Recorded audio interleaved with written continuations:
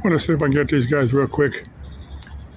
I got my other video still uploading. I'm doing this one on my phone because I haven't got the SD card back in my. I pulled the SD card out from my camera and just take it in the laptop and get that guy took off. Watching these crows. I want to post this as one separate video so people kind of see what I'm talking about. Now, that guy's down the ground there. Some lady puts up cat food for there. So I'm guessing birds just like cat food. That's that lady that was feeding an injured duck over there in Garden Lakes. She was advised to feed him cat food. And I'm guessing birds just like cat food. I'm guessing the birds think they're cats, or they don't know that that's cat food. But anyway, let me get back to the. I was just thinking of Annie, thinking it was 90, because she's from a colder climate. But now I've been through 120-degree summers. I've been through a bunch of them. Now, I want to put that out there. Just you're welcome to express your opinion here, or go if you live in Phoenix. You go express your opinion when they have a city meeting. But or whoever is responsible for closing these parks when it gets hot. Now, if I were running things, I would put a bunch of big old signs up there saying when it gets hot, you're responsible for your own ass, your own stupid ass.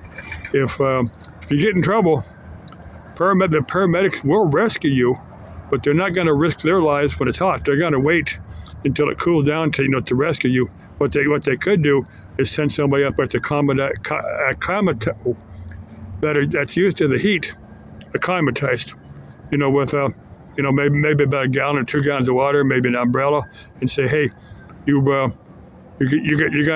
stay here until it gets cooler, and the paramedics can get up there and get you down here from here. But if I were running things, that's what I would do. Not close the parks, but just make everybody aware that they're responsible for themselves in the heat.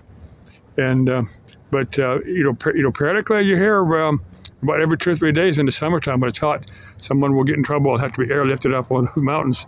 And people that are familiar with the terrain, that are long-time hikers, will some accident will happen. They'll slip and fall, maybe fall 75 or 100 feet. They'll break something. They'll have to be airlifted out of there. That does happen. But the vast majority of them are people that are from colder climates and are unprepared for the warmer climate. Another thing I want to cover, just thinking about it now, it's the Lost Dutchman mine. That's east of. It's in the Superstitions. Now I've covered that a couple of times. I'll cover it again.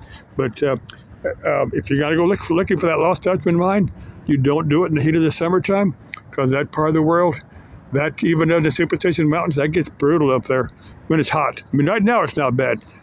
Daytime might be 100 or something. Well, for Annie, that's brutal, but for me, I got no problem. Hiking maybe 100, 105. That's no big deal. Just make sure I got a little bit of water with me, and ideally, you want someone else to go with you.